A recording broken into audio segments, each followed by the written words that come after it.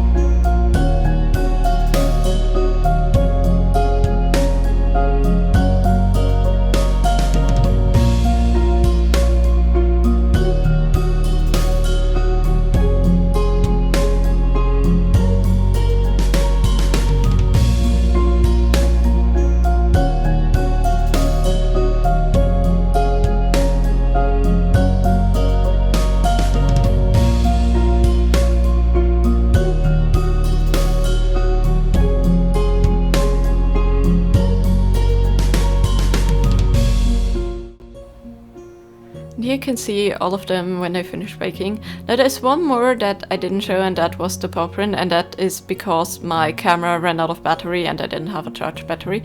But it was really simple. I just used some bags of my brushes in different sizes to make the indent paw prints, and then shaped the paw in the front and added the paw pads. So yeah, a very simple design again, and it definitely fit well on the gopher hook. And I made sure to not make it too heavy in the bag, so it wouldn't actually be too heavy for me to hold for a long time. And then before I could paint, all I needed to do was add some gesso, because this kind of clay actually like bakes very shiny, and if you try to add colors, especially something that should hold for a while being used, it is probably best to add some gesso to have a surface the paint can adhere to. And the paints I'm using are just model paints. I prefer these because they dry quicker and they just overall feel sturdier, like miniature paints. You're touching miniatures a lot, and from my experience these paints hold very well and they dry a bit differently than acrylics.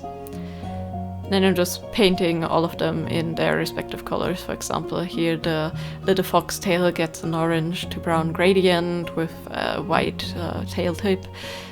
And I decided to make the gemstone a bit fancy by using different shades of purple and like trying to shade it a little bit to look like the facets have different kinds of shadows and angles.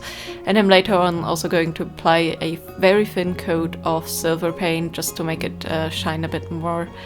And the handle of this one is gonna be brown wood-like, so that it looks like there has just been taken some wood that has been wrapped around the stone in a very like flowy natural way, and this gives it like the mystical wand effect.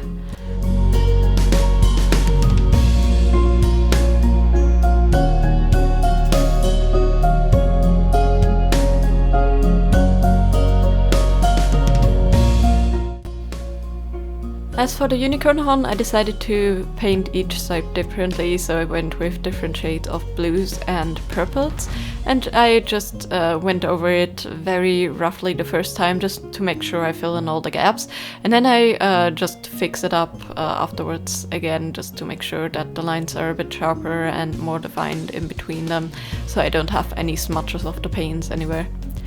The brushes I'm using for this are really cheap nail art brushes, but they keep a very sharp edge and they're ideal for applying these kinds of paints, since they hold a lot of color but they don't really smudge them or leave blobs behind.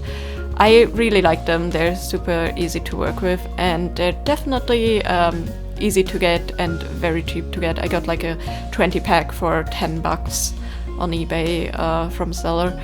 And they don't need to be fancy, but I found for them to actually last quite a while and be sturdy. Of course, for nail art, I don't think they will hold up as well, considering all the like different paints and colors people use for that. But for acrylics, they actually have so far helped me a couple months, and since the fibers are actually like synthetic, you can actually just dunk them into some hot water to reshape them again if they fray a little bit, which is really helpful too. And then the rest is getting a very simple color palette. I'm staying with a black with pink paw pads for the paw print design one. And for the rest that I want to have wood colored, I'm also just applying a black coat as a base, just so I have something that the brown will look a bit darker on top of. It really helps to have different kinds of colors beneath the actual color you want to use. First of all, some colors have a different coverage, so over certain other colors you might need multiple coats, but also it can help them looking lighter or darker. Like in the end you will see that the brown where I don't have a base underneath looks a little bit lighter than the brown where I have the black base. And as for the rose one, all I did was just paint the leaves and the branches green, and then the rosebud red with a psych at the end. And I also gave everything a little bit of a wash to make sure that, like, especially the details of the tree trunk and all that pop a little bit more, because the wash will just run into grooves and make them more defined.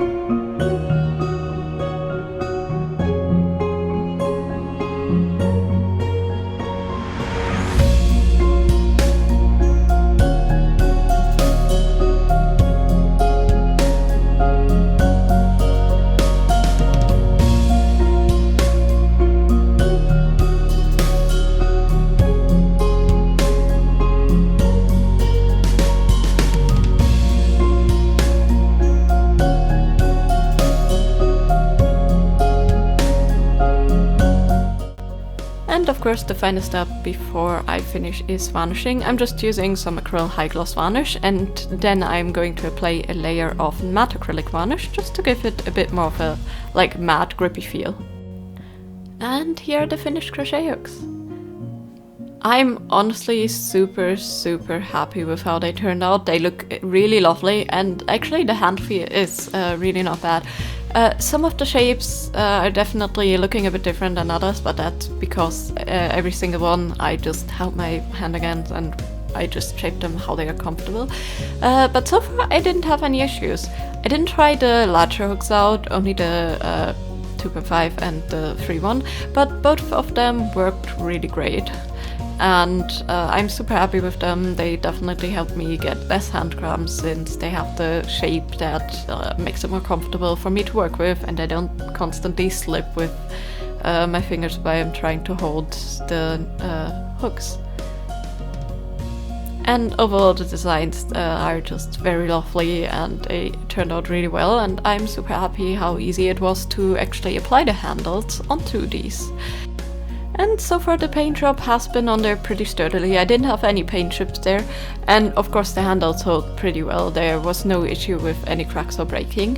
So I hope they will last me a long while, and I will definitely get a lot of use out of them.